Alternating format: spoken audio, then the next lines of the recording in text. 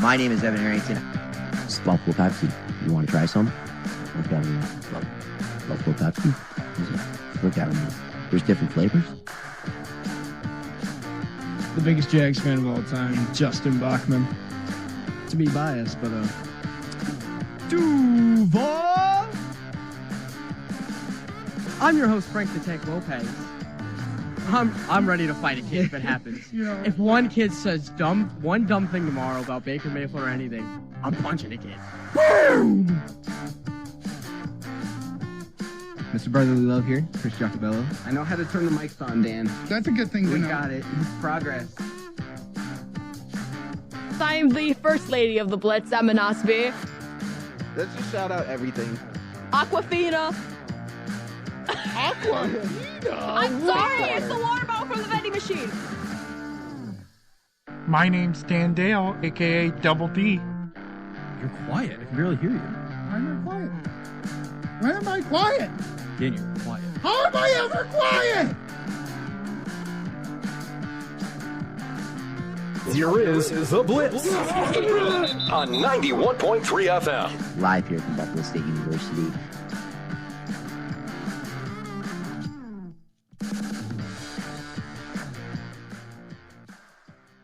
Welcome. You're listening to The Blitz on 91.3 WBNY Buffalo, Buffalo's original alternative since 1982. I am your host, Frank the Tank Lopez. Joining me in Studio A, of course, is the man Double D, Dan Dale. Yes, sir. Yes, sir. Joining over there in little Studio B, we got Mr. Duval. Somebody turn the mic down for this one, baby. Duval! You hit the notes perfectly. And sit next to him, the ethereal, the ever beautiful, Mr. Brotherly Love, Chris Giacobello. See! Greatest introduction. Did you get up and do that, Chris? I did not. Oh, wow. I should have. Wow. But then you would have heard my voice so much far away. Well, not so much far away. Well, but you could have yelled it. Far away. I can't talk.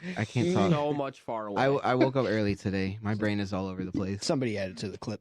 So much far away. The quote book keeps growing. Keeps growing. Well, it's 2:07. We're a little late today, but you know what? We're here. Give us time, all right? We're college students, all right? We're here. We're here flexing our muscles. You expect us to be on time some days? No. But we appreciate you listening always. How are you guys doing so far? It's Monday. We had a nice little weekend. How'd you guys spend your weekend? I spent my weekend, at least last night, just the most excited I've ever been in like years. Yeah. And it was great every second.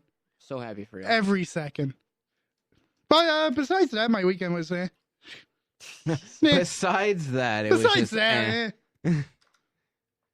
How are you boys?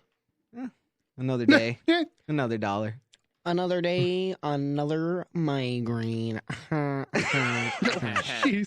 Nah, I'm just kidding. Good weekend. Worked both days in the morning and then played 4 hours worth of rugby on Saturday night.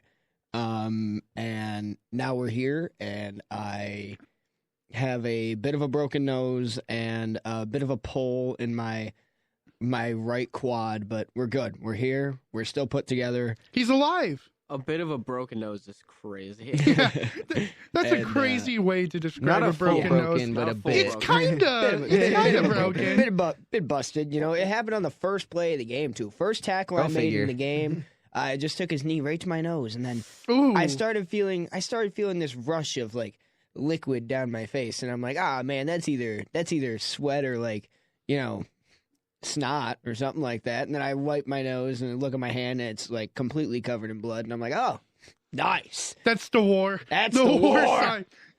Blood, sweat, and tears. That's rugby. That's rugby. And Justin ran all out of blood. I did. Halfway through the game, I got a crazy head rush, and I was like, whoa, I don't know where I am. Jesus Christ. Yeah, no, it was pretty crazy. But yeah, we're alive. A lot of news has broken so far over the weekend, and a lot today, surprisingly. I guess we'll just start with like the recent news that dropped for the NBA. Ooh, yes. new Clippers, redesign, new logo, new jerseys. I don't like them. Yeah, I mean, I feel like every time the Clippers try to do something like new, it's always just way too simple. Also, these jerseys are just way too and nothing going on. Nothing. Nothing going on. Look, this logo, this is the first time I find out what a Clipper is. Like, I could have Googled it all these years. There's a not an NHL team, but there is AAA.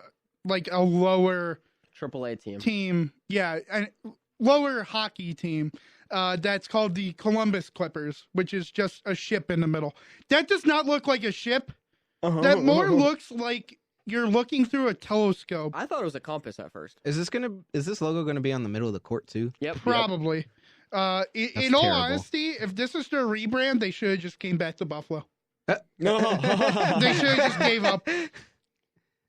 I don't know. Buffalo's never getting a basketball team. I mean, we did. In 1945. I mean, the Buffalo. I mean, unless they expand, they moved in 1948. They could expand. I mean, they could bring back the Supersonics. Yeah, there's other markets out there they'd probably want to hit first before they even think of Buffalo. Yeah, but I mean, the red one's not like the worst. Look, if there's an NBA team in frickin' Utah, there can be an NBA team in Buffalo. How are you going to disrespect Utah like that? First off, well, no, the main it's not disrespect, but it's more like it's a different market in Utah because it's a whole state. It doesn't matter though if there's a whole state or not because most of the state is Mormons, and most of the state doesn't drink. So you lose, and they don't gamble. Hey, listen. So you are losing. You can't raise a glass of water to an NBA game. Look, I'm not saying there's a problem with that, but there's a lot of sales lost there. And if you're looking at Buffalo, beer and Buffalo kind of are 1-1 with each other. That's why we're talking about the Sabres relocating. They will not relocate. Okay. No, unless if they get a new owner, then there's probably a chance. No, you bring up beer and, bring up prices, but, the Sabres, we're talking about them moving. But, I don't want to point any fingers. I mean, but also, when push comes to shove, you have to have somewhere to put them. And, Buffalo's kind of full. If there was one word to describe it, we're kind of full. We're kind of full. Yeah, we're not full enough. Mabuffalo's not a basketball city to me. No, it's definitely not. I think it's just too close to Toronto, and I think that's probably the main. Like, oh, we already have a team in Toronto. That's close enough. I don't know. I feel like all the basketball fans that I see around, they're all like Knicks fans. Yeah, I've never seen a Nets fan ever in my life. Not until 4 years ago did I ever know a Nets fan. And then all of a sudden I knew 20. I've seen Toronto around here just because we do hit that market. We actually hit the market on this station in Canada. We do hit the Toronto market. So you're telling me every time I say the Maple Leafs suck? Yeah, there's probably some Canadians listening. Yes. Hearing that. Well, obviously, this rebrand for the Clippers comes a year before their. I would say they're almost brand new stadium. The brand new stadium, what, the $2 billion? No. Yeah, I think it was. That's expensive. I think it's in the billions. Yeah, right? $2 billion arena. Yeah, $2 billion arena for the Clippers is insane. For the Clippers is generous. I mean, considering how much time they spent with the Lakers, they better have that much money saved up. Well, they have that new rule of like their version of like, so in soccer there's the wall. Mm-hmm. I'm looking at Chris for this. Right. Because for the Clippers in their stadium, they're gonna have like a wall type thing, like in soccer, where like behind the away goal, there is like a wall of supporters that have like extensive rules, like you have to stand, you have to know the chants. Like, you have to be active.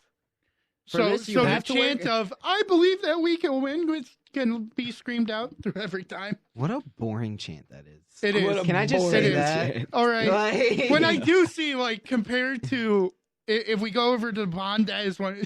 I believe that we can win is one of our worst chants. Yeah, just watching USA soccer and them like it makes me cringe. Can I be? I'm sorry. Like, no, hold on. You have to be like in the right atmosphere for it. Like, Yeah. when it's like in the World Cup in 2014, like when it's like it was like me and my brother, we went to like one of like the bars for it, like where you could just like pay like a little bit and then go in and like watch the game. And if there's like a backyard patio, there's like over 100 people.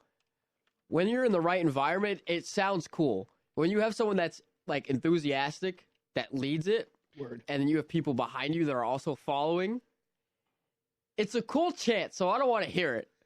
It's grown on me a lot. Has it? I've never really been wedded to that chant. I know it's. I could take some swearing in my chants. I'm okay with it. Not the greatest. I know, but also I'm sorry. England just uses nursery rhymes and they just throw words in there. Yeah, but they sound it's amazing. So funny. Yeah, I know. They're like really these funny. They sound amazing and like, they're funny to laugh at. All these English clubs too, like their chants and stuff, like it's so unique. I'm just gonna leave it at that. It's unique. It's so cool. Those chants are.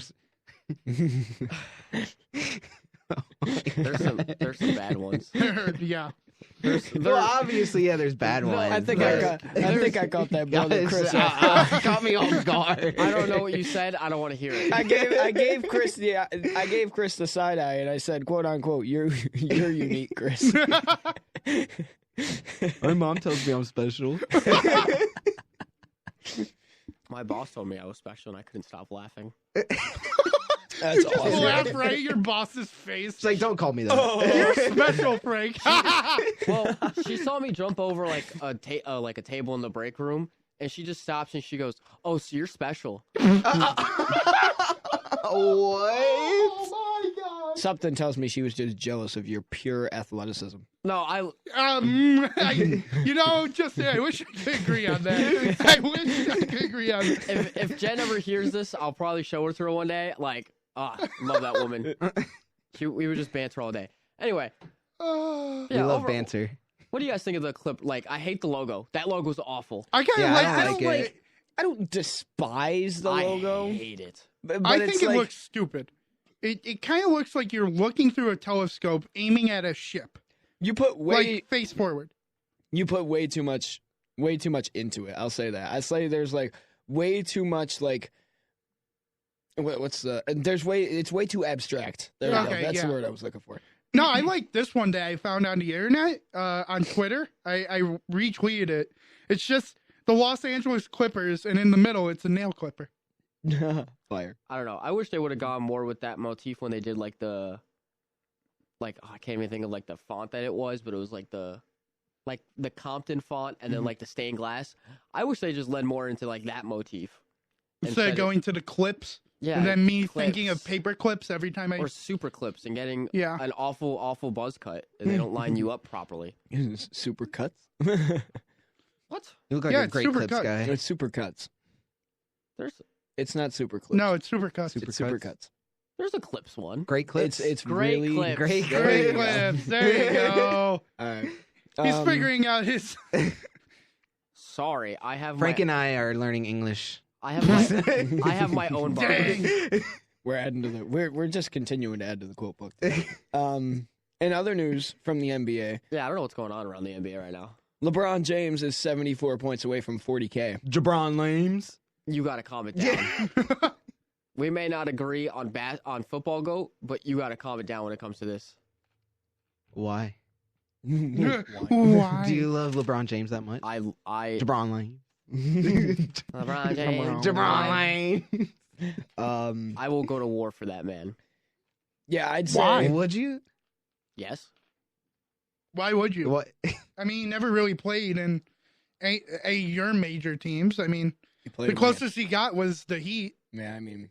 Yeah, and that's when I bandwagon. So technically, oh my God! So you're a bandwagon, LeBron. There it is. There it is. It's probably the same with Messi. Bandwagon. And then my like, team is the Arsenal.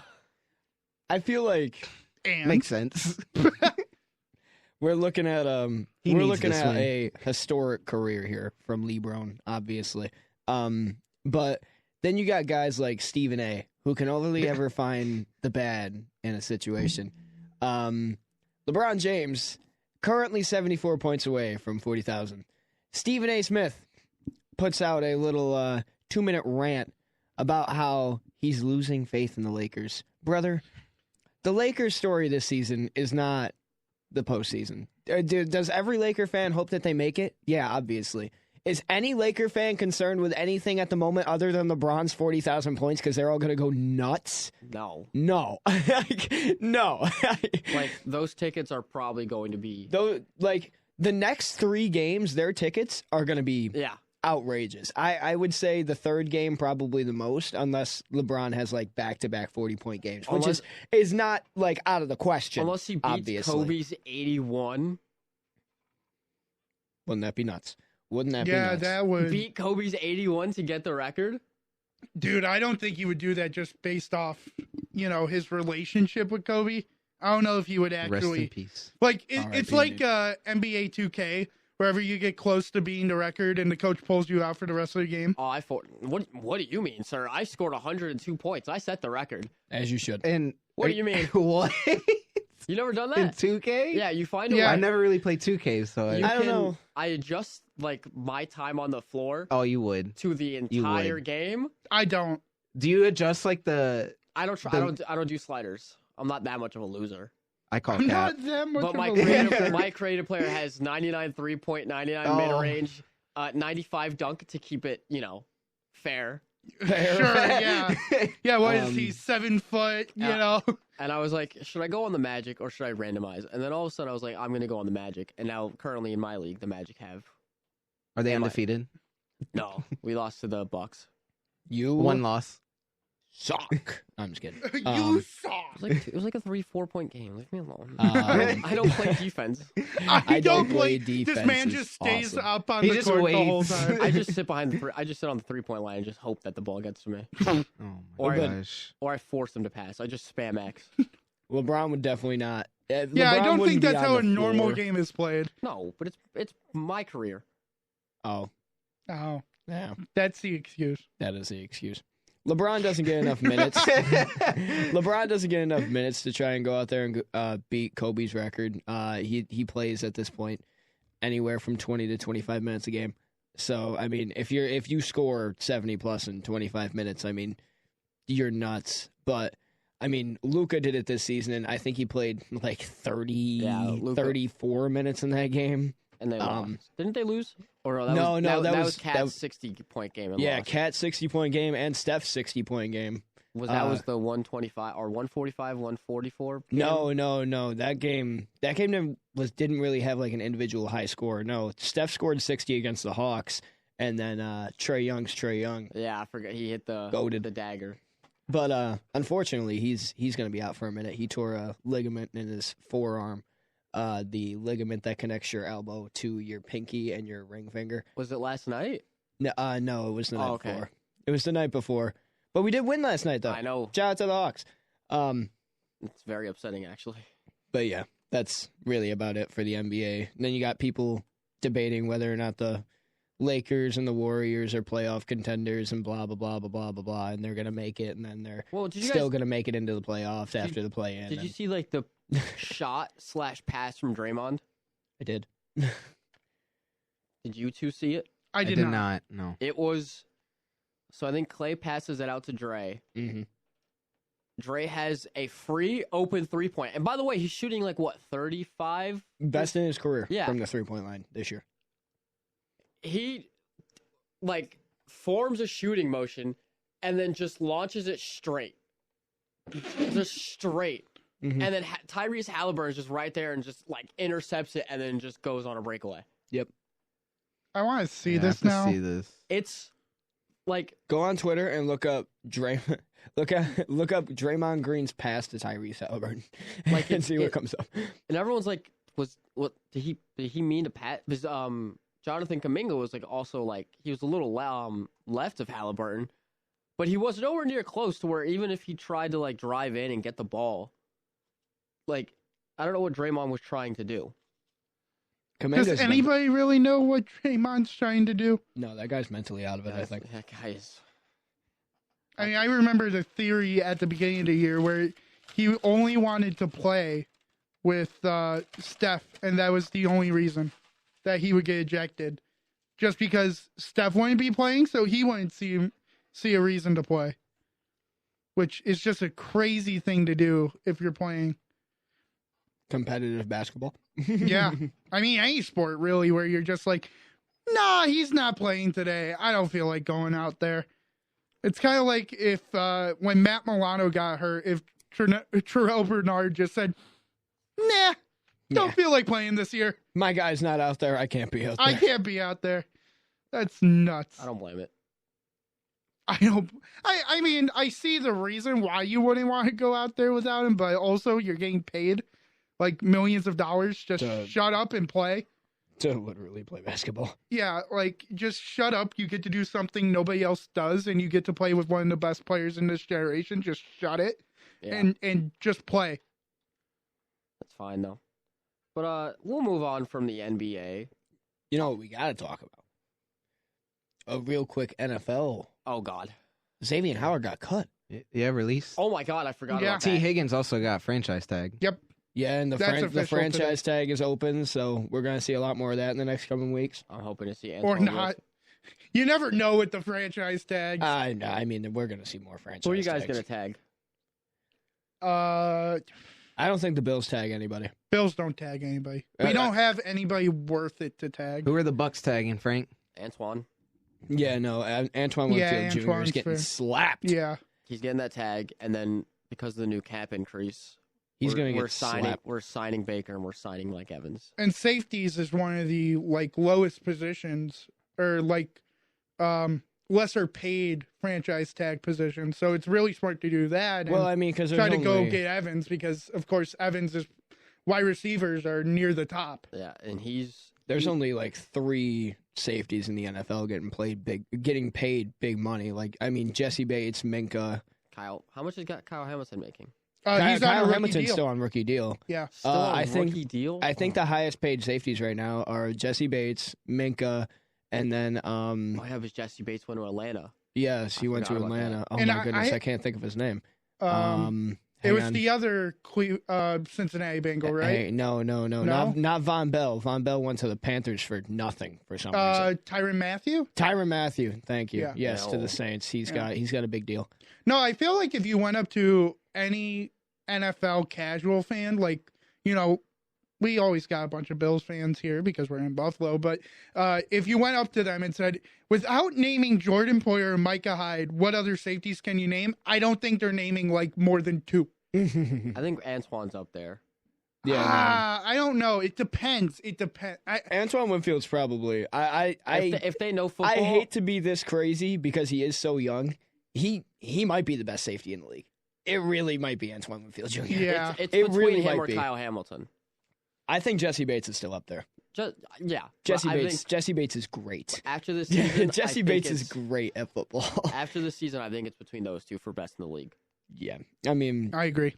Depends on what you're looking for. I mean, Antoine Winfield. I'd say he's the best safety in the league just because he's an all-around good player. But if you're just a normal, he can play.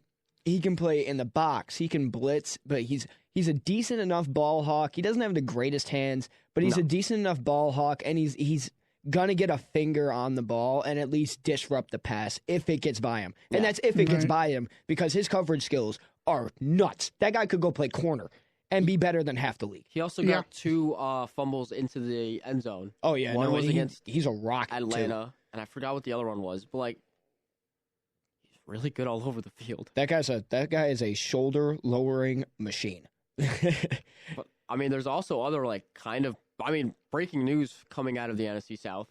What's up? The Saints are expected to release Michael Thomas. Oh yes, really? I didn't see that. I did see that. Mr. Slantman is good. Slantman. I don't think he gets signed. I think he gets signed. I mean, maybe. You know what? In all honesty, don't. He's coming to Buffalo. I can see him coming to Buffalo.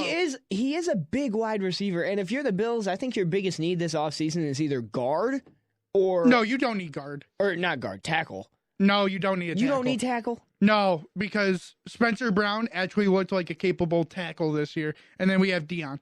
Okay, yeah, but tackle depth? Yeah, I'll be... Well, that's David Edwards. David Edwards is pretty good. He was in there. He was the sixth. He was the 6 O-line guy always. Listen, but I know Deion Dawkins means everything to this community, but if you're able to go out there and get a better tackle than Deion Dawkins, I agree. I know Deion is probably around the rest of the league. He is mid. He's good at some points, and then he can just have stinkers of a game. Yeah. Like, trust me, I've said it enough times to my dad that he has to stop sniffing the snow. Like, he's gotta go do something else. Because, you know, he's got to pay more attention to the game. And, you know, if you can find somebody better, I think you maybe put in an offer, but I don't think that's like your top concern by any means. I think their top concern is a jump ball receiver. I feel like Michael Thomas would do that. They haven't had one in, Sammy Watkins? Sammy Watkins the last big jump ball guy that unless you guys if you have want had? Unlike Zay Calvin Jones. Benjamin. Zay Jones, maybe? Gosh. That's the name I forgot. We're not counting Calvin Holy Benjamin. cow. Like a jump ball guy for a guy like Josh Allen who just launches the ball and can get it there. He can get it there. That was like Robert Foster almost a little bit. Robert Foster was that jump ball man. Name I haven't heard. That was the name. That's a crazy name. That's a good... Or you got Duke Williams. But I mean that was their jump ball guys. I mean, I think if you put Michael Thomas there, he'll be cheap because he wants to find a team that he can be at least a top starter for. I think he just wants. I think if Michael Thomas signs anywhere, it's going to be a contender. Yeah. It'll be one of 3 teams. It'll be the Chiefs, Bengals, or Bills. It'll be an AFC team for sure. And plus, you can get him cheap because he always has the injury problems. You can use that against him pretty easily in negotiations, being like, "Hey, we don't know if you can stay healthy." I have glass bones and paper skin. Right. Also, you guys are most likely losing Gabe Davis. We are. Gabe Davis. The 8-minute video says means beyond.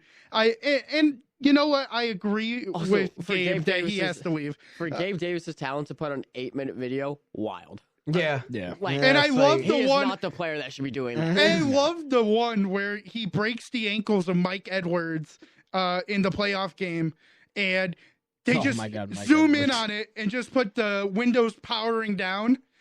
And you're just like, oh, that was such an unnecessary shot, but I love it. But no, Gabe is gone. Gabe, you do not put out an 8-minute video if you're staying. No. I bet there was probably already talks about it. Probably even before the season ended.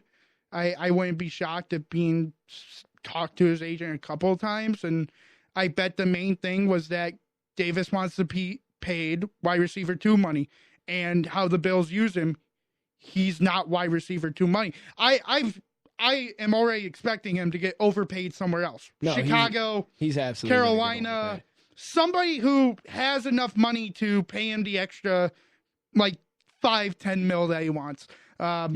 Because the way the Bills use him, that's like your 4th wide receiver job.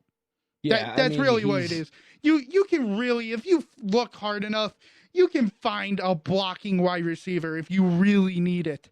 Like you can. There's probably a bunch of them out there. Even then, I mean, the Bills, like you're in a huge you're in a bad cap spot right now. You're in a bad cap spot. Hey, for some reason we moved down to $36 million. So yeah, I'm okay. I did see that. But you're in a bad cap spot right now. Gabe Davis is just not somebody you're going to go out there and pay. Nope. And even if you can't find a wide receiver in free agency, there are jump ball guys in the draft. Or even then, we could see the Bills next season running a lot more double tight end sets. I mean, Dawson Knox and Dalton Kincaid. I mean, you got a 1-2 punch there that's crazy. You got a 1-2 punch there. It's probably one of the better tight end duos in the league. Yeah. And you got to take advantage of that because before Dalton Kincaid came around, Dawson Knox is probably, I mean, he won.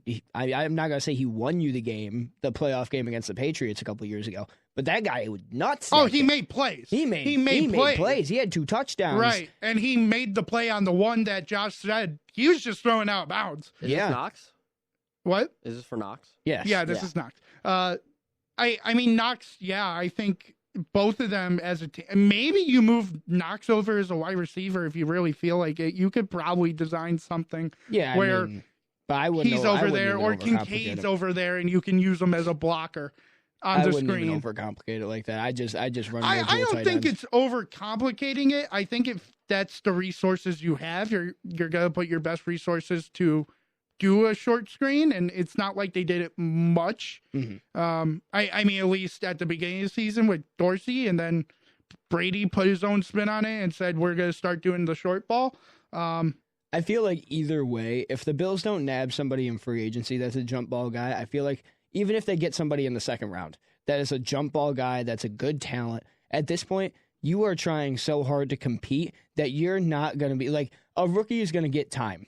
For the Bills. A rookie wide receiver will get time, but they're not going to get like, we needed a wide receiver bad.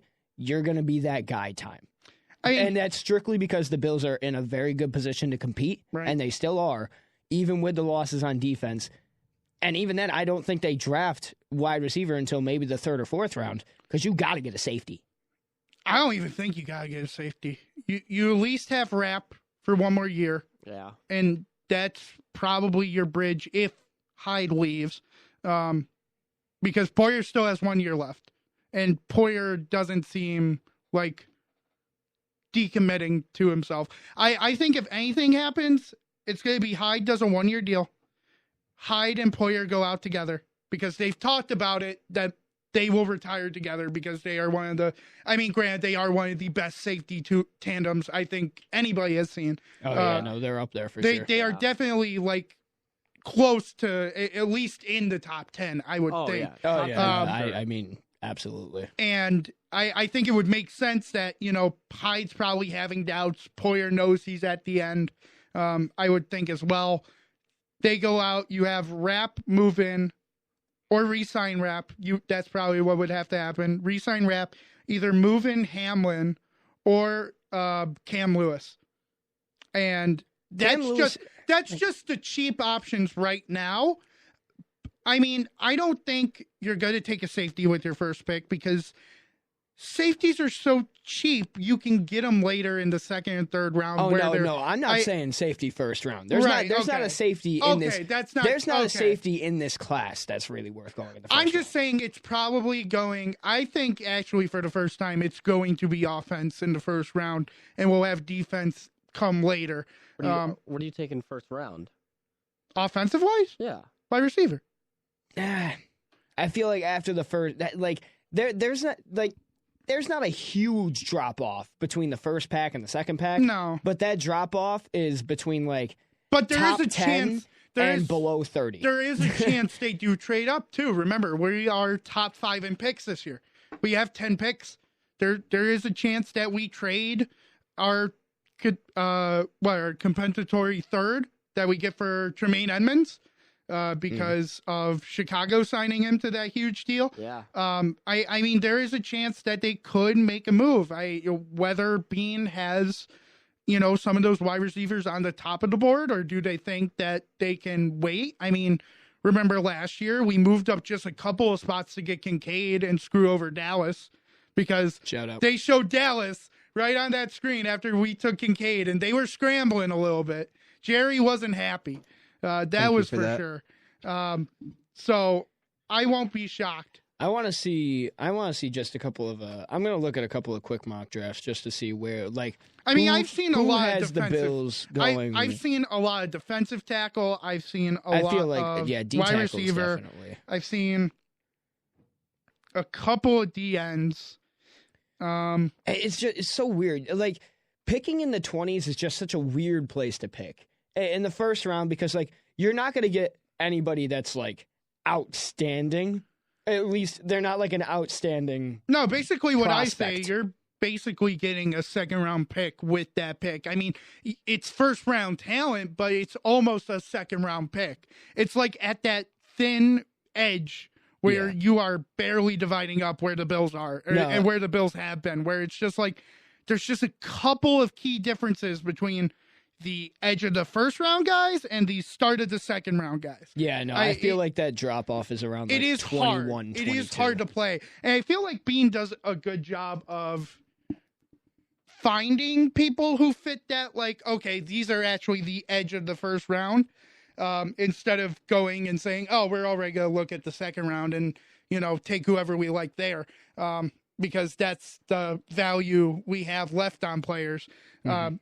I think there's always some hidden gem, which I really like from Bean, and I feel like some people are being a little too harsh on Bean right now, not in the sense of moves he made or what he's going to do, but more like, oh, if the Bills don't draft 2 wide receivers in this draft, it's a waste. And I'm like, yeah, no, that's crazy. Well, dude, you're not a GM. Last time I checked, you're just a dude on X who's tweeting this. Like, you're just sitting on your couch. You're not going out there and grading players last time I checked. No, I mean, I put a lot of stock in draft because I love the NFL offseason as a Jags fan. I look forward to it a lot. But I think for the draft in particular, with the Bills picking at 28, I feel like it's either a guy who's projected to go in the second round that you think has enough talent to go in the first, right? Or a guy that would have gone higher in the first round had it not been for injury.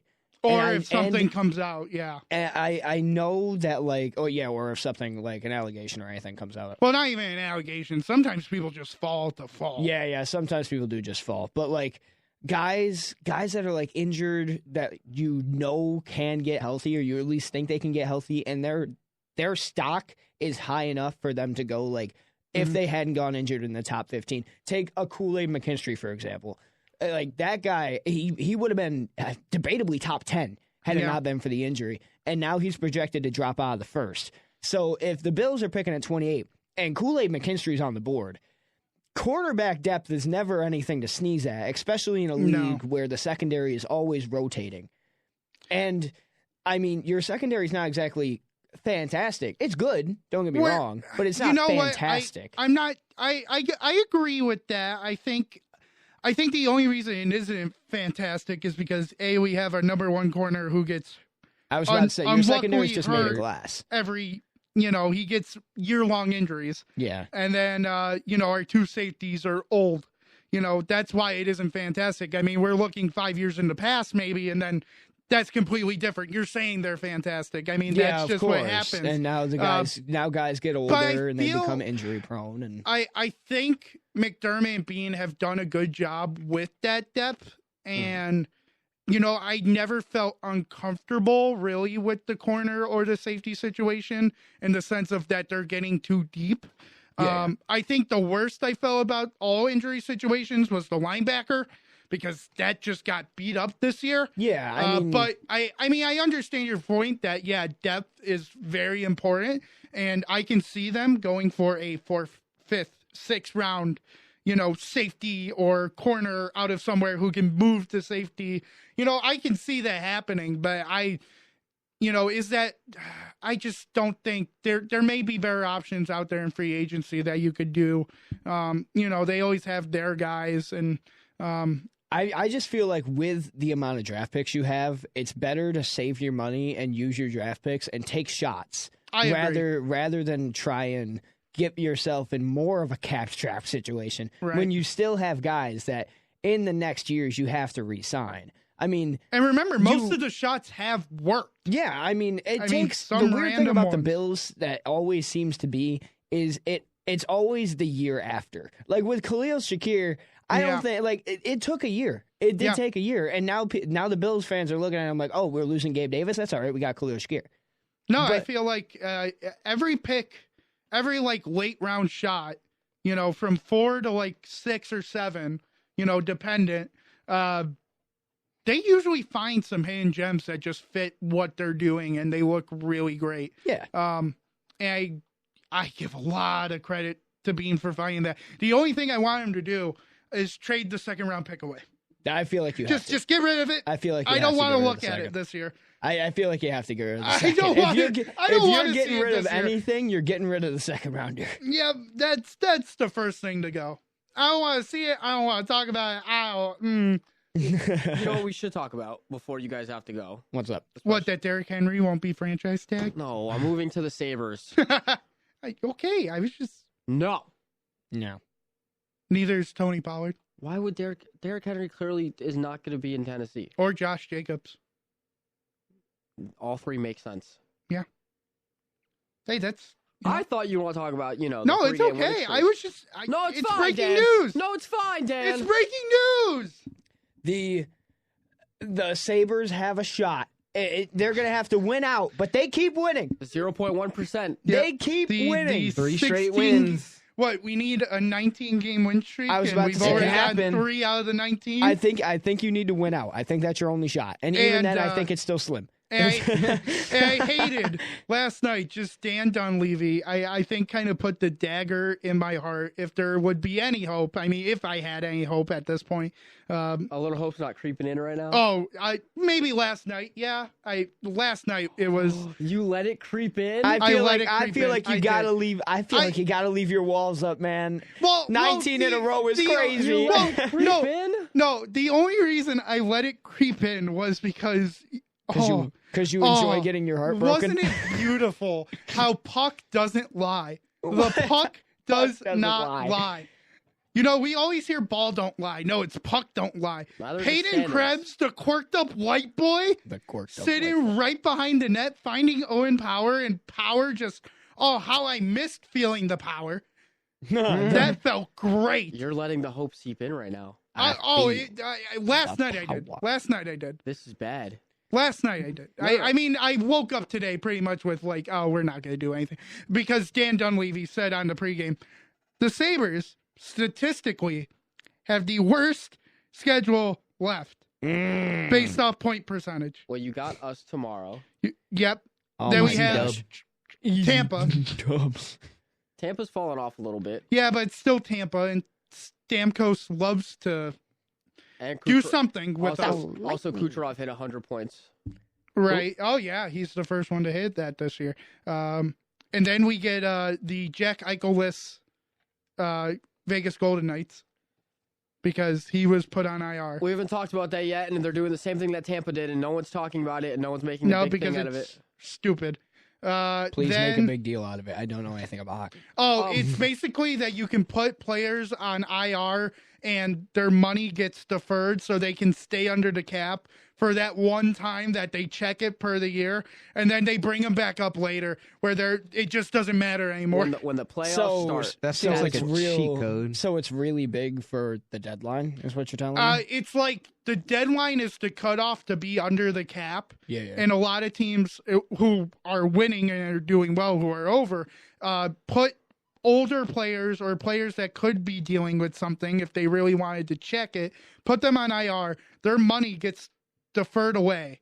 So it doesn't count against the salary cap, and they can use it if they have extra. And as long as they stay at whatever, but above zero, until the playoffs, that's when the salary cap doesn't matter anymore. They can bring up whoever they want and go from there. Huh. So Tampa did it when they went on their three-peat, and then Vegas is now doing it this year. Vegas did it last year, and they did it again this year. And then was Vegas the team that won the cup in COVID? No, that was Tampa. That was Tampa. But they were against Montreal. Yeah. But no, of course it's. I think they did it. I don't think they did it to Marchessault. Or they might have. They might have. But yeah, two very high key players for that team. Mark Stone. Jack Eichel. Now they're on IR. Yeah. Mm-hmm. And if Vegas does make the playoffs, which they're projected to, they're going to be activated. That's gross. It seems like hacks. It's scummy. That's definitely. It is. It definitely gives me cheater vibes. It does. Give me some Houston Astro vibes, if you ask me. That's sniffing out deflation. It's not. It may be a scummy way to do things, but it's a loophole. It's legal, but it's looked down upon. And at the end of the day, who gives a crap if you're looked down upon if you're winning championships? Facts. As long as you're not cheating. Like, at the end of the day, if you're doing everything legal, as long and you're winning, who cares? As long as you're not the Astros. I just think there needs to be like a threshold on it, or as long as you don't get caught. Some way to find a loop, fix the loophole. There has to be a way. Do they really want to go over that way? I don't know. I don't know. I mean, if you're putting yourself in the best position to win, good on you. But then you got a caller. Then after Vegas, we have the Jets. Then we have the Maple Leafs. Then we have the Predators. Then we have the Oilers. And all these teams are in prime like playoff positions. Detroit is in a wild card spot. We faced them twice. The Islanders are like the only break we get. Oh my goodness. The Red Wings. I saw a crazy clip on Twitter of the Red Wings overtime win. Oh my God. Yeah, from Patrick Kane. Oh my goodness. That guy, that brother was wide open. I can't say the phrase. But Ukko-Pekka Luukkonen's was way better. The save. I didn't see that. I just saw the Red Wings overtime win. I saw a nasty shot. I'll show you a video while we're leaving because we only got a couple minutes left. Hang on. If I look on X, am I going to find it? If you go to Tanner Saunders. Sergey had a better save. Go to... it is basically the Ryan Miller save back in 2007. Ryan Miller. What a goat. And it's kind of funny because it almost happened on the same day, February 22nd, against the Iowa Senators. 6-5 in shootout. That brother Dan knows his stuff. Well, I tried. They were good. And I was 4 at that time. So I can't really talk about that time because I wasn't really remembering things. Weren't the Panthers terrible at a point? We were terrible for so many years. I feel like every sports team has been terrible. Before 2014, when we got Jaromir Jagr, we were... Yeah, you guys were bums. I would be remorse to not say something about spring training. You're baseball, watching it? Of course I'm watching it, man. Baseball's back, baby. I love baseball. I love baseball. The Yankees slapped. I don't remember who they were playing. 22-7. It was nuts. It was a great time. Detroit. And Soto at bat the other day almost rolled his ankle. Yeah. After swinging at a pitch, and I was like, "Oh no, we paid you way too much money."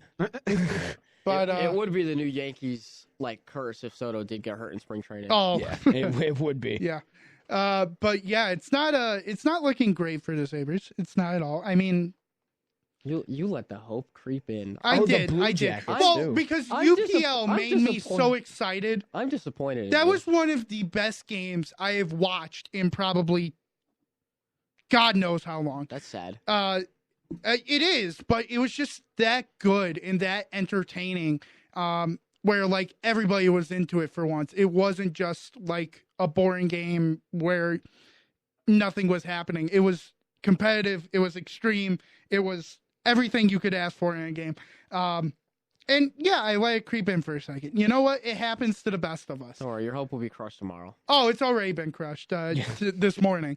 All right, so yeah, but don't worry, it's gonna get worse. Well, tomorrow. I'll just talk my smack until Ukko-Pekka Luukkonen sits the cats down and puts them to sleep. Sets the cats down and puts them to sleep. Do I need to remind you what we did to Andre Vasilevsky?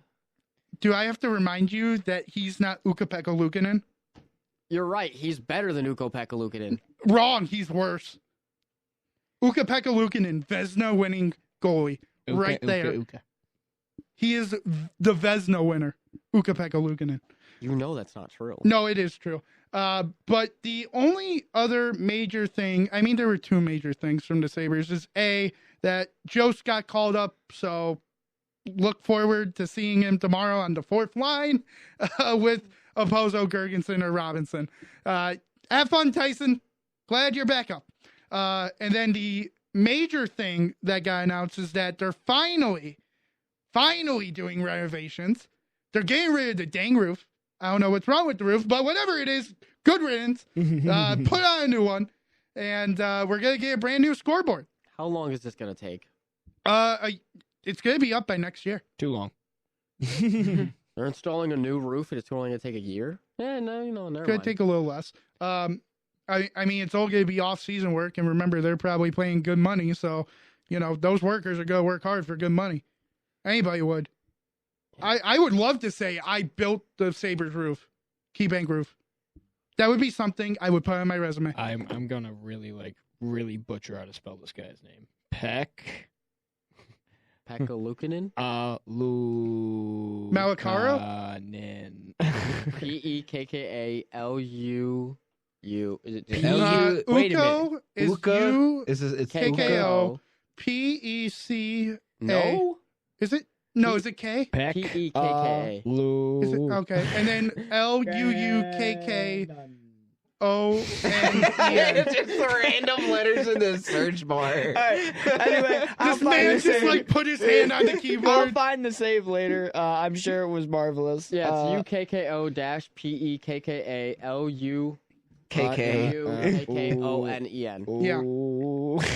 But I think the most interesting development from the new scoreboard that's going to be installed inside is that there's now a lot of talk of what other things they can do. And, like redoing the seats into 300s. That would be nice. Maybe making the Alumni Plaza mural like 10 times better than it is. Add some players, add some stuff. And then I think I get to my most liked idea is to put up statues of Rick Jenneret and Ted Darling. I think that would work so perfectly for two of the best play-by-play announcers ever. Who was it against, please? What? The save, the Ukko-Pekka Luukkonen save. Oh, it's against Carolina. It was last night. This man, instead of looking up the name, it's on Tanner Saunders' Twitter. He put in Sabres goalie. Oh my God, this man! You're gonna get either Hasek or Miller before you get to Ukko-Pekka Luukkonen. No, he was the first one that came up. You're kidding! I'm not. You may want to find that while you're walking out, Justin. I'm looking. Because me and Chris got to go. Yeah, we're going to have to we all run to Houston. We spend too much time talking here. We have too much fun. Then we're going to take a quick break here, and when you come back, it'll just be me. Shout out to It's Frank. him. Just be cutie Frank. Shout out to you know what you should talk about? Spring training. Shout out to the Yankees. Look what's on my computer right now. Oh, it's on there. Let's go Rays. Whoa. Boo. We're beating right now, I think, the Astros, like Boo. 5-2. Aren't you playing the Orioles? Shout out to beating I the thought it was the Astros. Orioles. We played the Astros yesterday. Oh. Well, I mean, don't they have Did you two beat games the Astros? sometimes too? Huh? Don't they have two games sometimes too, like on the same day? Yeah, they sometimes do double that's what it headers. is. Dude, did you beat the Astros? I think we tied. Boo. Tied or won. Red October Boo. coming soon. We need to beat the Astros. Shout out, I can't. No shout out to the Astros. No shout out. What are we doing? What are Cheaters you never doing? win. Cheaters never win. You listen to the Blitz on 91.3 WBNY. We'll be right back after a short few messages with me. Only me.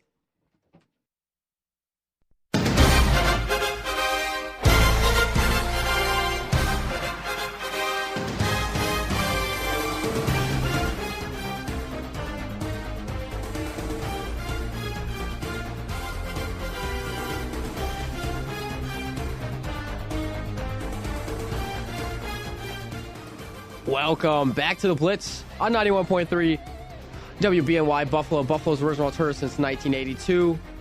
I'm still your host, Frank the Tank. It's just me. Abandoned once again by my colleagues. It's fine.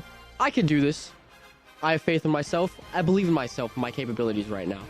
So if something goes wrong, it's not my fault. Just know I was abandoned. But if you hear that music, you know what we're about to talk about. Baseball is back. Spring training is currently going on right now. We even have some games going on right now. But so far, it's been a very wacky and high-scoring spring training so far. Literally, the first game of spring training between the Dodgers and Padres. The Dodgers put up 14 on the Padres behind, I think it was like 3 home runs in the first, and which gave them, I think it was a 8-0 lead in the top of the first, and then obviously went on to score 6 more throughout the game. But like the next day it was Cubs 8, Chicago 1. A few more have just been simple little games. Some close games. There was a close game between the Marlins and the Cardinals that ended 9-8. But then the game that everyone was freaking out about, the Yankees put up 22 on Detroit. And even if it is spring training, and, players are just usually your star players that you may sit out, or these are just, the guys from your AAA, your AA, the guys that you invite up to see if they can earn a roster spot for opening day. But to put up 22 in spring training, no matter what team, is insane. Like, I don't think people are going to realize that, but 22 is ridiculous, which is scary for me as a Rays fan because the Yankees have looked so much better in that category of the game, putting up 12 against the Blue Jays the next day. I think they're playing again. Do they play again today? Yeah, right now it's 4-2 against the Twins. The Yankees are up. And that was a main problem last year for the Yankees was, you know, they had decent pitching. They had a decent bullpen and rotation. But for the love of their life, they could not at all get on base, score with runners in scoring position, get any kind of contact hitting. DJ LeMahieu, who was supposed to be above 300 hitter, you know, not much of a power, but can get you those doubles, those triples, that utility player that you need. He had an off year. Aaron Judge was probably the only one, even with his home runs, that looked any bit efficient. Before he went hurt, I thought Jason Dominguez was going to go on a run there. But seeing the Yankees like this, even though it is spring training, I still have to preface that. Yankees being like this, able to put up runs the way they are and getting the amount of hits they are, is terrifying. And if you're a Yankees fan, you are elated. Because this is what you were missing last year. And then with the inclusion of Juan Soto, who hits a 3-run bomb in his first game in spring training with the Yankees, you're probably looking at this and thinking, all right, we're back. We're back. But are they? Are the Yankees back? A little bit. Because you have Garrett Cole, you have Marcus Stroman. But, you know, anything can happen. A lot of games going on right now. The Blue Jays are up on the Pirates. The Rays, I believe, are up on the Orioles, which is good. We've been putting up, just like the Yankees, a big problem we had last year towards the latter half of the season was putting up runs, scoring with our runners in scoring position. If we had a man on second, we cannot bring him home. We were really good at getting singles and doubles, but doing absolutely nothing after that. But so far, it's been looking good. So it's just going to be an interesting season so far. It's just going to be an interesting season to see if spring training is that, like, foresight that we have going into the season. You know, there's a lot of teams on here that, like, may surprise a lot of people. Like, the Mets have been doing actually pretty decent so far in spring training, which you kind of expect them to be, you know, you expect the Mets to always kind of compete, but they're always going to fall short, especially recently. But on paper, it's a team that should be winning games. So they're not putting up as many runs, they're not putting up as many hits as the Yankees, but they're winning pretty convincingly so far throughout the first 3-4 games of spring training. But we still have a whole month left of this before the actual regular season starts.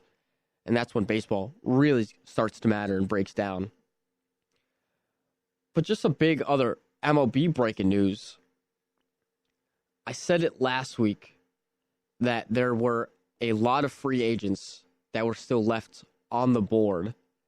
And two big ones I mentioned were Blake Snell, the pitcher in San Diego, who just came off a literal Cy Young season. And then Cody Bellinger, the former MVP for the Dodgers, then went to the Cubs, was putting up, you know, maybe not MVP numbers, but was close to being back to that 2018, 2019 Cody Bellinger that the world kind of fell in love with. And to see him, that he was still on the free agent list and no one had decided to pick him up yet, or you never heard anything about contract negotiations between him and the Cubs or him and any other team. Turned out last night, like, it was pretty early in the morning.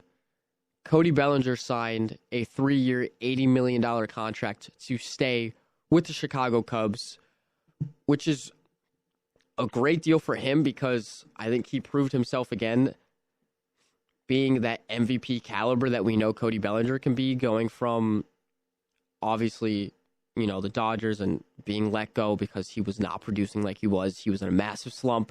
He didn't pick up at any point. Then he went to Chicago and was like, he, you know, didn't reinvent himself, but he just found his groove and his aura again.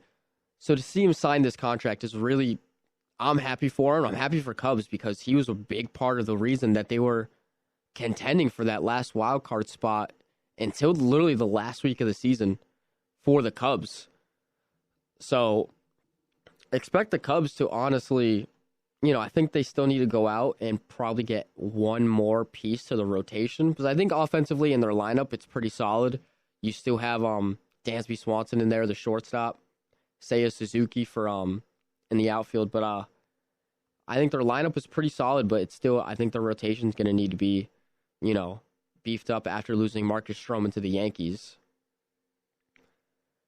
But other than that, there hasn't really been any other massive baseball news going on right now. And not really a lot of sports things going on. Obviously, we talked about the Sabres and the 3-game win streak, which I wanted to talk about a little bit more. Because you look at they basically really do have to win out at this point to even sniff a playoff spot. But, obviously Don Granato's probably going to have one more year left with this team to see if they can. Because this team right now is way different than the team that we saw at this point last year. Yes, obviously they're getting hot on a 3-game win streak, which is massive for them. The Panthers had an 11-game road win streak, but, of course, Buffalo's better. But, the Sabres 3-game win streak is, it's what they need to see guys like Jeff Skinner scoring, Krebs, Owen Power, But you still have those liabilities in that fourth line between Okposo and Gergensen, who it has to be at this point before the deadline ends. The Sabres need to do something. Like, I don't know who they can go and get. I don't see them really going after any forwards. If they do, go check St. Louis for Tarasenko. I think that's a pretty good fit for them. Put him on the second or third line if he can fit anywhere.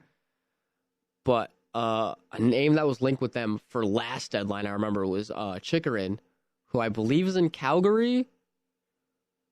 Jacob Chikrin. He's a very solid defenseman. And as much as you have Dahlin and rely on him, I think you need another. Doesn't have to be all-star caliber. Doesn't need to be, top 5 in the league. But you need another solid defenseman on that line with Dahlin. Because Owen Power has, as much as, he may be getting better, still defensively, I don't think he looks as sound as he usually does. And if that keeps up, you have to go out at the deadline and figure something out. And Okposo and Gergensen, they're both Okposo the captain and then Gergensen the assistant captain. But I think you have to put emotions to side here at this point for the Sabres. They're letting the boos get to them from the fans, which is honestly the boos are deserved sometimes for the way that this team performs. Shows no heart most of the times. And it's just,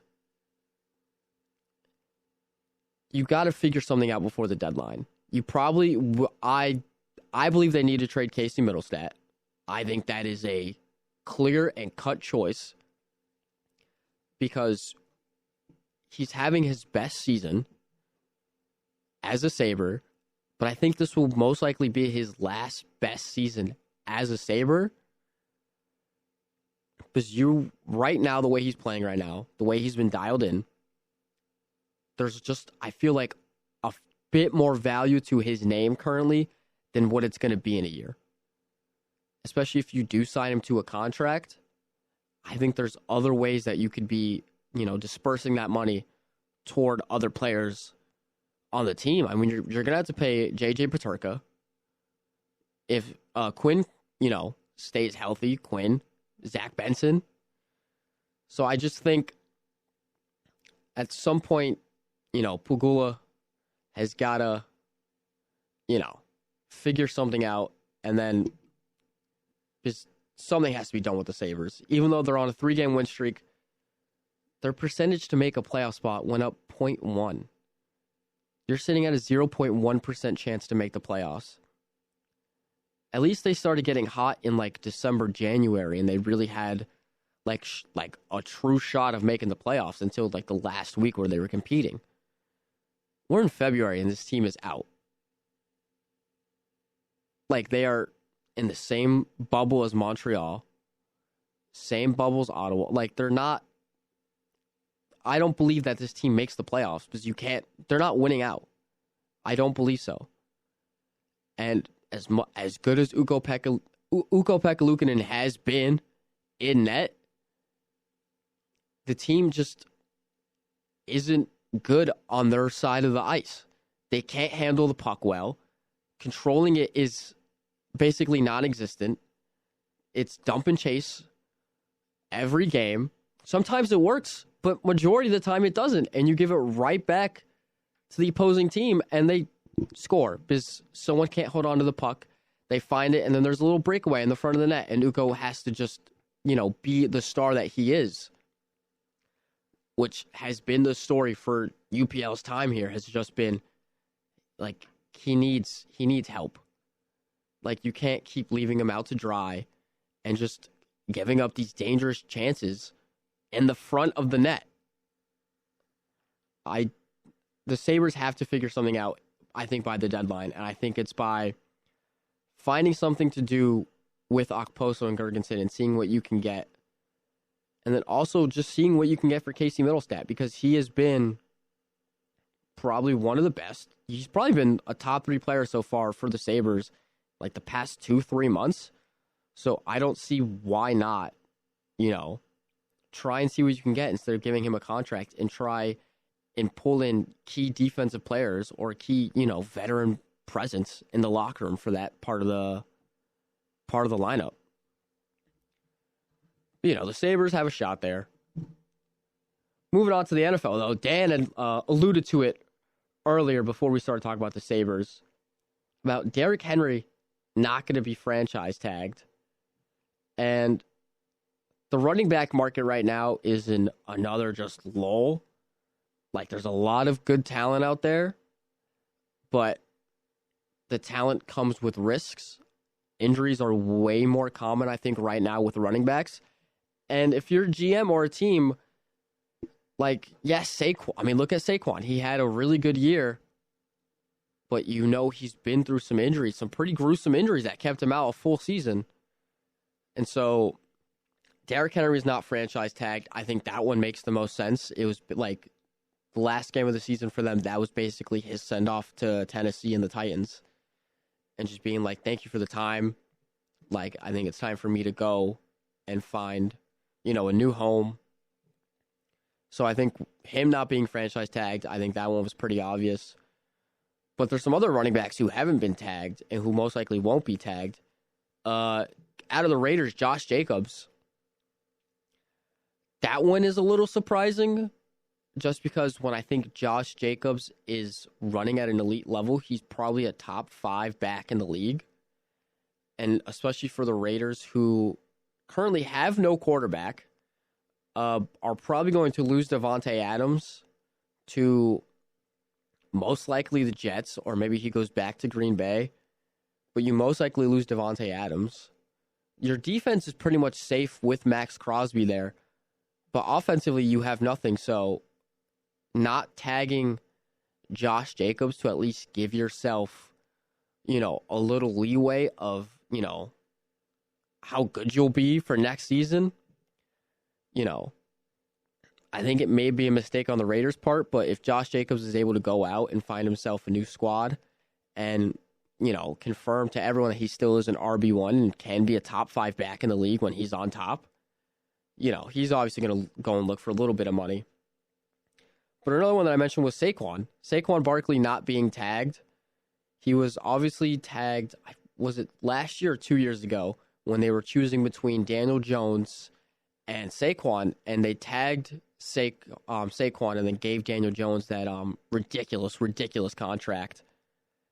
But not tagging Saquon, I don't know what the Giants want to do. Obviously, you have Dayball there, and, he last year with the Giants, they were a very sneaky good team. I mean, not even sneaky. Like, they were just a good team coming out of the NL East. Not NL East.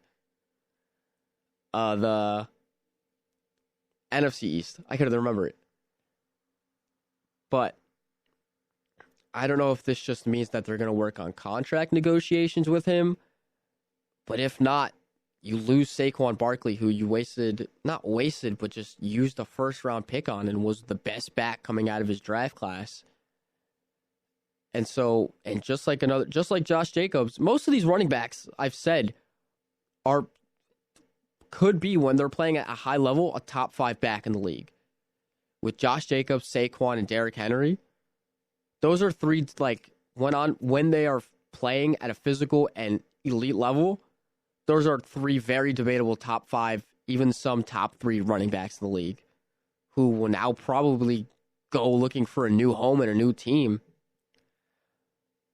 But I think the Saquon one will hurt the Giants just because, I mean, you have Darren Waller there for Daniel Jones to throw to, because once he comes back, I don't think you're going to see much of Tommy DeVito, the Italian backup quarterback for the Giants. But, the Giants after last year and before, the Giants, everything after last year and before last year have basically been a train wreck. And I think we're starting to see it again after the season that they had by not coming to a deal with Saquon or even tagging him. But also, it might have been a thing where Saquon was just like, I'm not going to play. Like, if you tag me, I'm not playing. So that could be another thing. Or just another thing with all these guys where it's like they were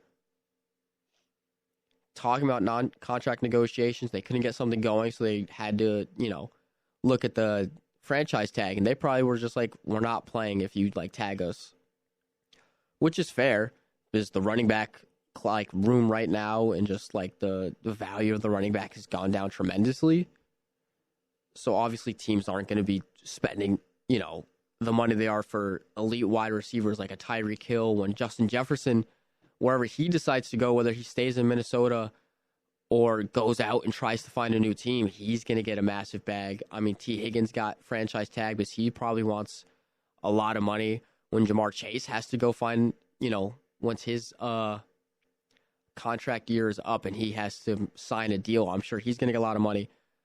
But running backs right now, they have no basically room to move in terms of money and years allowed on their contract. So I think it's going to be interesting to see. And another running back that wasn't tagged, but this one I could see, why not, in Tony Pollard and the Dallas Cowboys. Obviously, 2 years ago, when it was the 2 running back room between Ezekiel Elliott and Tony Pollard was the way more excellent running back out of the 2 for that season. And then Jerry Jones just, made the executive decision. He's RB1. You ship off Zeke to the Patriots, and you kind of just rely heavily on Tony Pollard. Tony Pollard did not have the season that we all thought he would and have another breakout season. But, to not franchise tag him, I'm not shocked. I'm not really surprised, because I'm sure the Cowboys will figure something out. I'm sure Jerry World has something up his sleeve there. But, it's just going to be it's just going to be a heavy market right now for running backs. But so far, no one's really taken the bait on any of them. But I know Derrick Henry and the Bills have been linked to each other. It started I want to say middle last year, where the Derrick Henry to Buffalo talks kind of picked up, especially around here for us. I can tell you Dan was all over. He would love the King to be here for Buffalo. But I think at this point it makes sense. You have James Cook, who was, the last 6, 7, 8 games of the season, James Cook was, other than Josh Allen, probably the best offensive player on the field for the Buffalo Bills.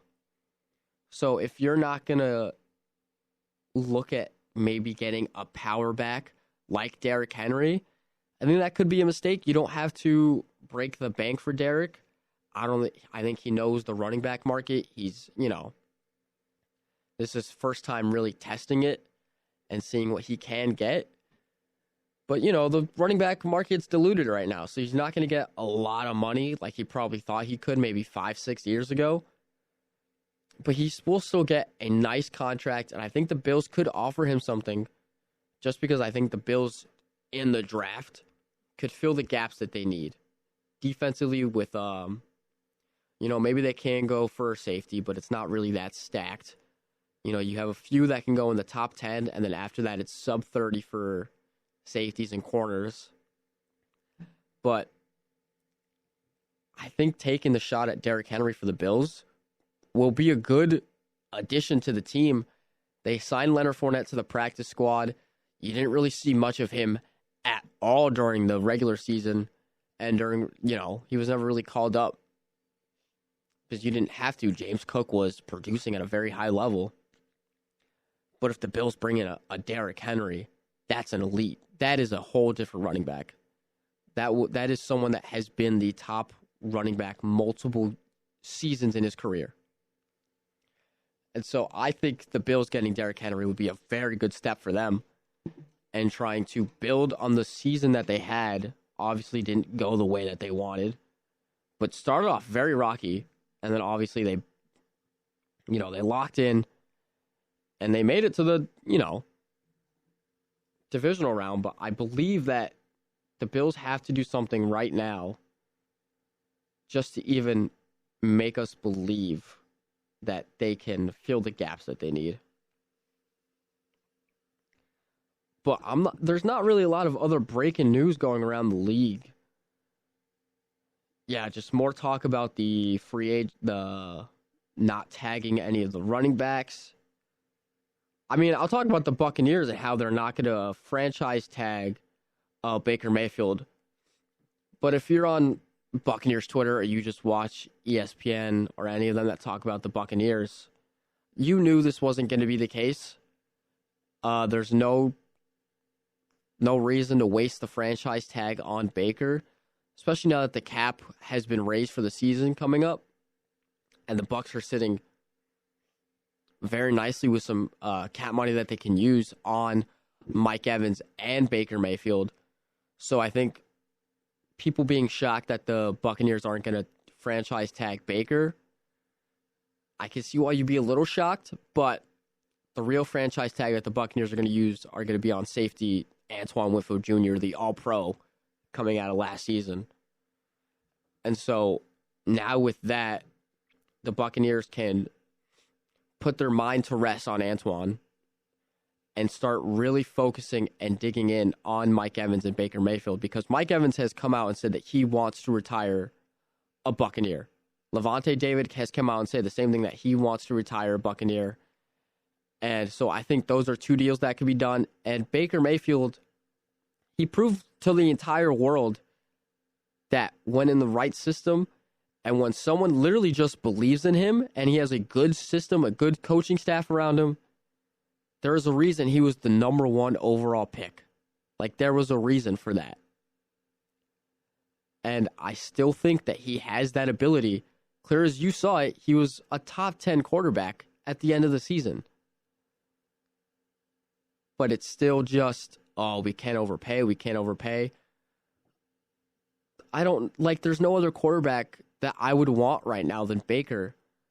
Maybe I wouldn't want Justin Fields, not Kirk Cousins, maybe Russ, because I think him and Mike Evans and K-Dot and Chris Godwin can have an amazing connection. But I think Baker Mayfield right now at 28 years old is probably the best choice that we have. Just sign him to like a 3-4 year, $60 million deal. And, you give Mike Evans a little more just because it's Mike Evans. He's had 13 seasons consecutive 1,000 yards, is the leader in every single receiving category in Buccaneers history. So I think there's got to be a moment in that where you have to realize that the Buccaneers have to do something and be able to pay Mike Evans and Baker Mayfield, but I think a deal will get done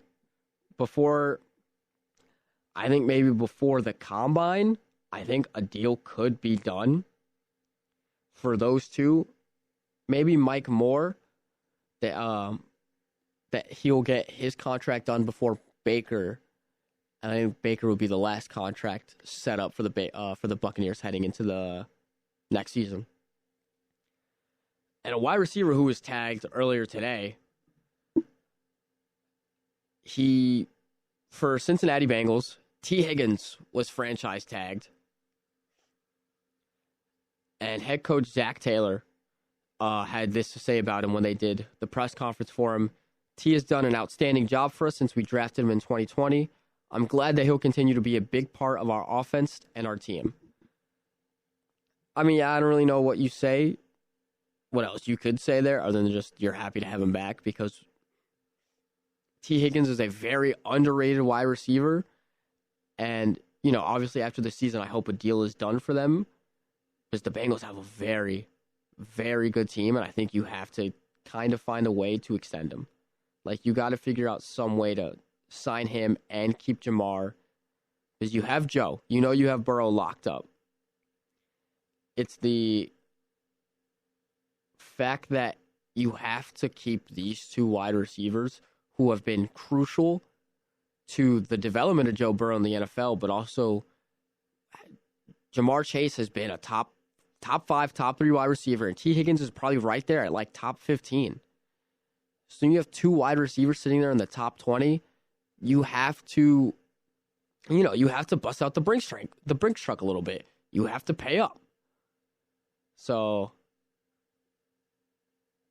I'm happy for the Bengals, but I think this is now just a precaution, just so they can start something with contract negotiations with T. Higgins. I'm going to take a quick little break here, but I just want to say happy 12-year anniversary of Pete Weber. If you don't know Pete Weber, he is a pro bowler for the PBA.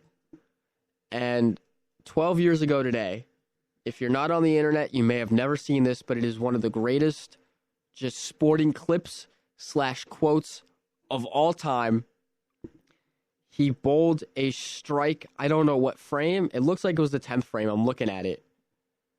He very aggressively, and it has become iconic, he screams, "Who do you think you are? I am." And that quote has become synonymous with just being great. And I see it probably close to 10 times every year. It's never a post related to bowling. It never has anything to do with bowling. But whenever you say, "Who do you think you are? I am," everyone instantly knows what that quote is. And I think it's going to be a quote that stands the test of time in the sporting world. You listen to The Blitz on 91.3 WBNY. I'll be right back. I'll figure out something for us to talk about. Just me and you. Just keep on listening after these short few messages.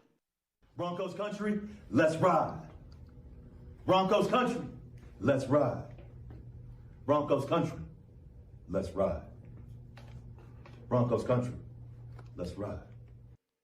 Broncos country, let's ride indeed.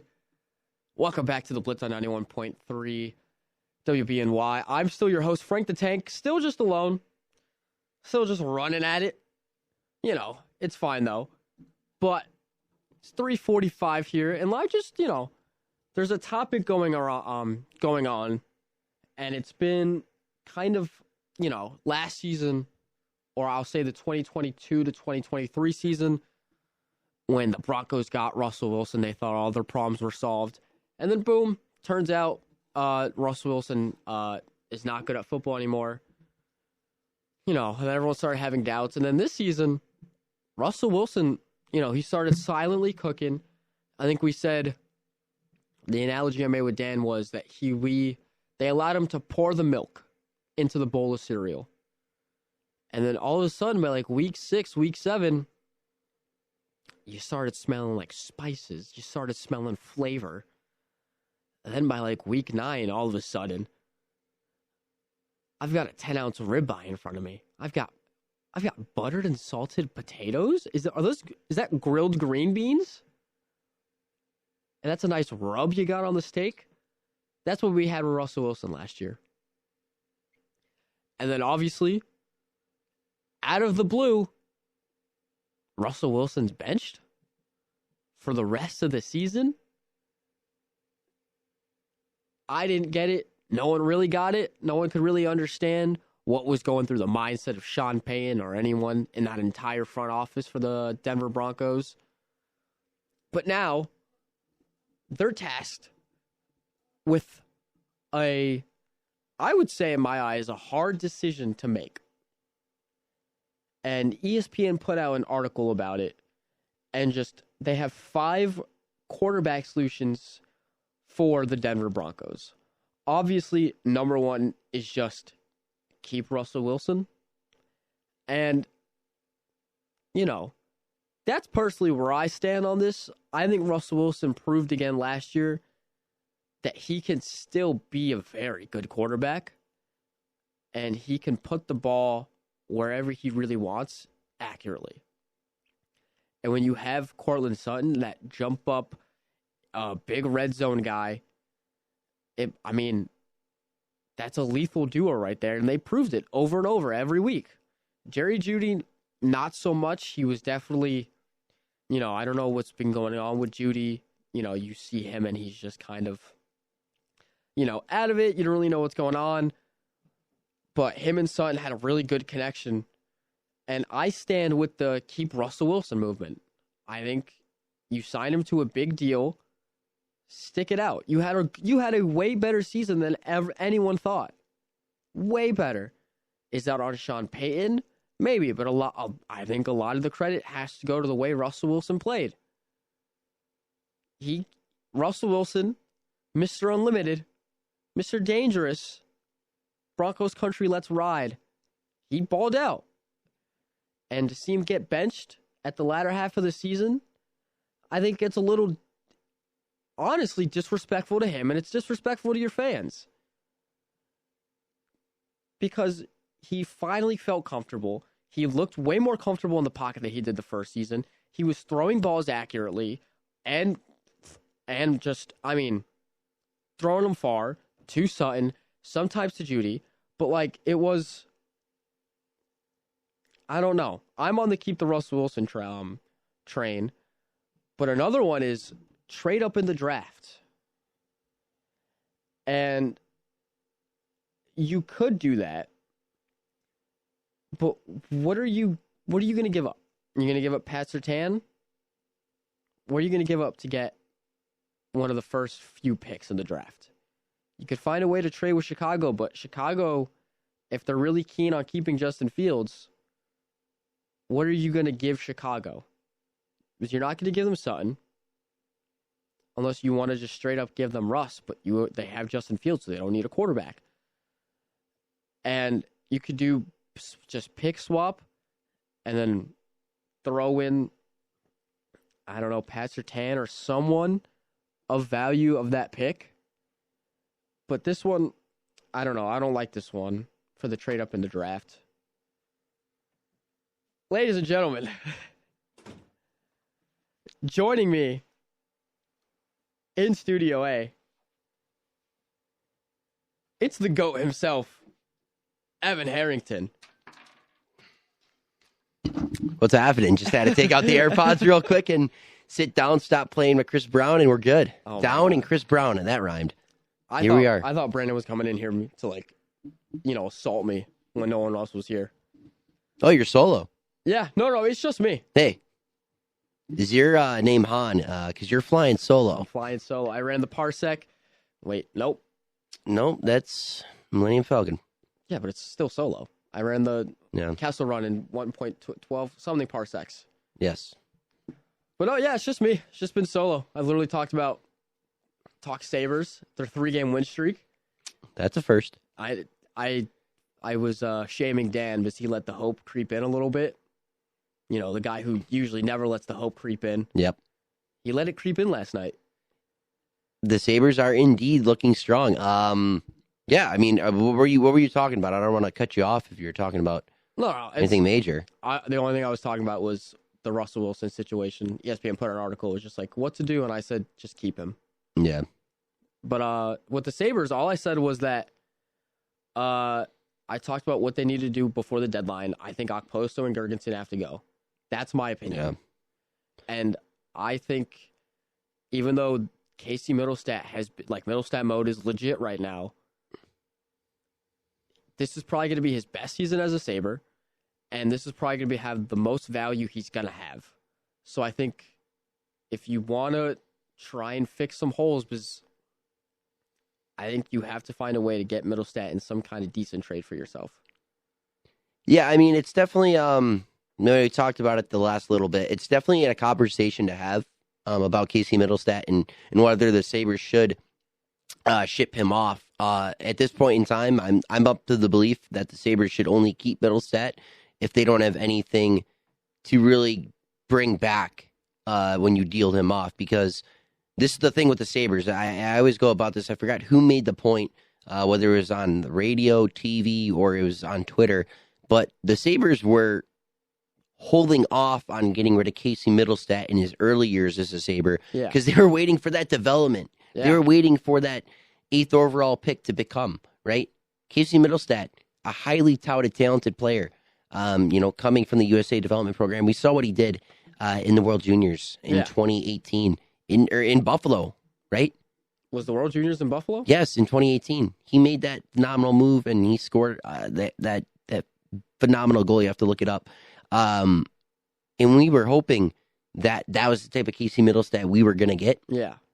It wasn't looking like it for 4 years. We didn't know what type of player we were going to get, but in 2023 and in 2024, the Casey Middlestat we have now is what it's looking like he was doing in the World Juniors. Yeah.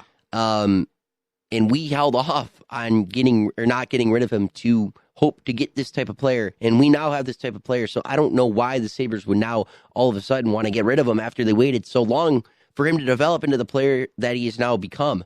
But once again, I'm just going to always go back to the point. If the Sabres aren't going to get a top defenseman or a couple competent forwards to replace him, I don't think the Sabres should do it. I don't get what benefit getting rid of Casey Middlestat does to you, because he's one of your best 5-on-5. He is, honestly, this year, he's your best 5-on-5 and he could play center point and scorer. Winger. Yes, and he's been your best 5-on-5 forward. That's evident. He's been one of the better 5-on-5 forwards in the National Hockey League all season long, let alone the best on your team. For a team that's not doing well on the power play, you should keep a guy that's been driving your 5-on-5 play to a top 10 rank this year, because the Sabres are just about top 10 in 5-on-5 play, and a large chunk of that is due to 37. It's not due to 72. It's not due to 89. It's barely due to 53. It's really a lot of done to 37, and he's been phenomenal for you this year, and I don't think there's a benefit of moving off of him, clearly, of the fact, unless you're getting a top-end pick. That's the only way I would see it happening, is that you get an equal or better return. Yeah, if it's anything less, absolutely you not. don't have to get rid of Casey Middlestat. You don't have to not pay Casey Middlestat. Like, we're not in a situation as Sabres fans where we have to get rid of him, right? This isn't like the Jack Eichel situation where we were at a dead end and there was no turnaround. You couldn't just go back up the street and go on another street and go somewhere else. No, we were at a dead end with Jack. Yeah, you guys were just at an impasse and just could not get through. We had to ship him off, for better or worse. That was evident. Casey Middlestat, everything's looking up for Middlestat. Yeah. Sabres have the cap room to pay him, right? It's not like he's going to get much worse as a player. If he declines a little bit, okay, you have a 45 to 55-point guy on your team. Yeah. That's fine, right? He's a good, proven 5-on-5 point scorer. Like, that's fine, right? And he's still 25 years old. Yeah, he's not 32, right? If you hand out a 4 to 6 year contract, all right, you're getting him till he's 30, 31 years old, right? Yeah. Plus the fact that I don't think he's going to cost too much. No, I don't think he's going to cost $6-7 million like some people are making him out to be. I think he's a $4.5 to $5.5 million player. I was going to say, and I think that's a very fair contract for a guy who, over the last year and a half, has proven to be worth of that, right? And the Sabres aren't paying an upscale amount of guys, right? Like when you take a look at Tage Thompson and the Dylan Cousins deals, those are your supposed 1 and 2 centers. We're not paying one $11 million. We're not paying the other $8 million. This isn't a Toronto situation where we're paying Matthews over $12.5 million a year, and then we're paying Tavares $11 million a year, and then your other guys like are getting $9.5 and $12 million, right? We're not paying any top end forwards like that. The money that we're paying the most money is on the defensive side. Darlene Power and Samuelson, who's only making $4 million or like $3.5-4 million a year. I was gonna say the Tage Thompson contract was like you got him for like what 7 years, 8 years. It was a 7-year contract worth $7.1 million. Yeah. So it's a really good deal for what Thompson can be. But yeah, I agree with. But like, you got $14 million a year tied into 2 centers. Yeah. Like if you can tie, but plus Alex Tuck, Jeff Skinner. If you're looking just under 30, like if you're looking under $25-28 million a year for your top 6, and you're Jeff Skinner, Tage Thompson, Alex Tuck, Dylan Cousins, Casey Middlestat, I'm fine with that. And then you have your Quinns and your Paterkas, but I'm sure they'll, I think it's fine. Like you're not throwing a ton of money out there compared to the Sabres have $19 million in cap space to work with. I'm fine with throwing $4.5-5 million at Casey Middlestat, and then we'll throw some money at Luukkonen. Oh, for sure. Like I'm fine with that, and I don't see why we would not want to do that. When does Paterka's rookie deal end? He's probably up in 2 years. I think he's got 1 more year. 1 more year, because he's probably going to get like if they do sign Casey Middlestat to like around 4.5 to 5. I'm sure Paterka will get like around 3.5 to 4 million. No, Paterka's definitely going to get more than 3.5. Paterka's going to be at least a $4.5-5 million player. Really? Yeah. I mean, he's a 20 goal scorer now. He's only 22 years old. Yeah. I don't know. What else do you see? Just like, what are your thoughts like on the deadline and like what do you think the Sabres need? Because I said a name that has been tossed around for like linked to different teams. I said go get Tarasenko. And then be a veteran play. Yeah. And then I think a name that was linked with you guys last season, Chychrun. Yeah, I mean, Jacob Chychrun, I don't think there's any way Ottawa deals him off. They just brought him in. Yeah, but apparently he's been like linked to teams. Yeah, but I just don't see a guy being brought in. Yeah. As early, or I don't think he's been there way too short term for them to just deal him out. Yeah. This isn't like they got him 3-4 years ago. And the contract isn't looking good. He's not producing, whatever. He just got there. I don't think Ottawa's going to even move him at all. Again, I'm always going to say this.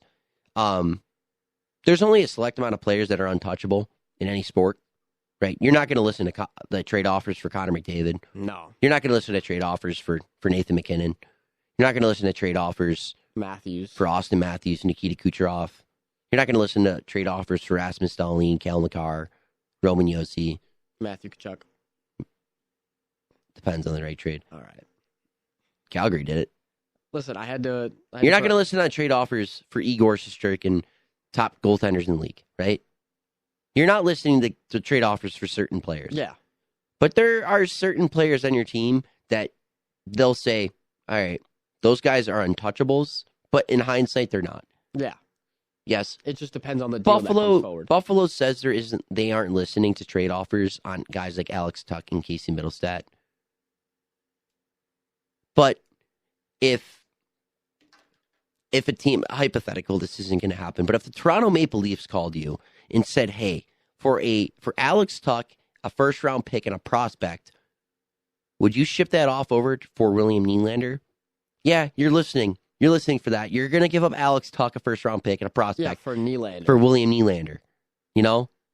Like, you're listening, again, hypothetical. I might have just spewed a name out there, but I'm just saying, in a sense, you're always going to be listening for that type of call. Yeah, it just depends on the deal that comes forward. You can always say, oh, we're not going to really listen to deals until that one deal that pops up and it has, a name that is significantly just better at the position that you need, and you can take on, the money that comes along with it. I don't see you're going to listen to it. But what do you think is like the one big hole right now that the Sabres, need to fix before we end it? There's the one small problem? Yeah, like if there's one little hole just somewhere that the Sabres need to, if they had to go out to see who's free agent or just, try and make a trade. I'm trying to think off the top of my head, a player, but a position in need. I think you have to look at right defenseman. Obviously, what we have now is Henry Jokiharju, Eric Johnson, and Connor Clifton. Connor Clifton was brought in on his 3-year contract, and that's not paying the ultimate dividends at this point in time. Eric Johnson, now who's a good penalty killer, was brought in to be more. And that just hasn't worked out the way it wanted to be. And Henry Jokiharju may get a contract extension. I think Yoki's been he's been better. He's been better than advertised. Yeah. The way Sabres fans were advertising him in the offseason coming into this season wasn't great. But he's been better. Yeah. And I think the Sabres would like to up their value at the right shot defenseman position, and I think they could do so here at the deadline. Yeah. I agree. I think that's probably where they're going to need to focus on and just, see what they can fill there. But time is now, it's 4 on the dot. Evan, want to go ahead and throw out your socials? Let them know what you're doing. Yeah. Gosh, I was here for a whole whopping 14 minutes. You can follow me on Instagram at EvanHarrington_63 and over on Twitter/X, whatever you guys are still calling it these days, at EvanH716. And I believe the first lady of the Blitz is behind me. Emma Nosby, would you like to throw out your social since you came in late? I know, I just showed up because class just ended. But you can follow me on Instagram and Twitter at Emma Nosby. No caps, no spaces, no nothing. Frankie? How dare you? What do you mean? You not like being called Frankie? No, it's fine. I'll take it over Turtle. Are you Frankie from Dave Portnoy's Pizza Reviews? Absolutely not. Listen, Frankie. I can take Frank the Tank, but I can't take Frankie. I can't take 2 Barstool IPs. I'm sorry, buddy. You can find me on Instagram at FrankLopez_561 or on X/Twitter at Frank561Lopez. You've been listening to The Blitz on 91.3 WBNY Buffalo, Buffalo's original alternative since 1982. We'll see you Wednesday, same time. I won't be hosting. Dan will be hosting. We'll see you on the other side. Have a great day.